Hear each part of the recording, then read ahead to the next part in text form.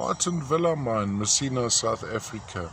Maybe a triple thumbnail, so not a very large crystal, with of course the elusive adurite inclusion. Now, first of all, let me just move it around this way to give you an indication of the holistic form.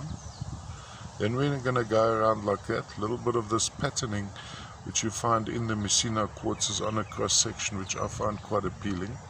I don't know if I actually managed to take this angle in the still picture. Now we're going to look for color. So let's start on this face. I'm going to tilt it in. Let's see how close we can zoom. Of course, what you're looking for is the turquoise color.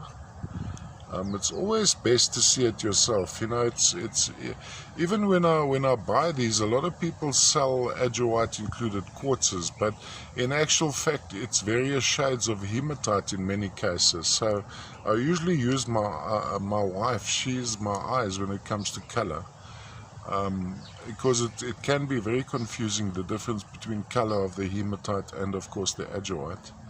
There we go. Let's see how close we can get.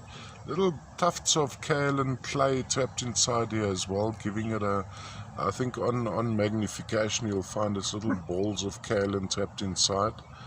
In this case, I think there may be a little bit of adurite there. Tell me if I'm right.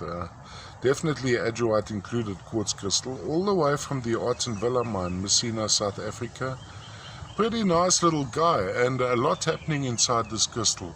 Now, on magnification, you'll see that the adurite sections are little sprays of needles with a fine shade of the turquoise coloration. So when the clusters are concentrated, you'll see more of that color coming through.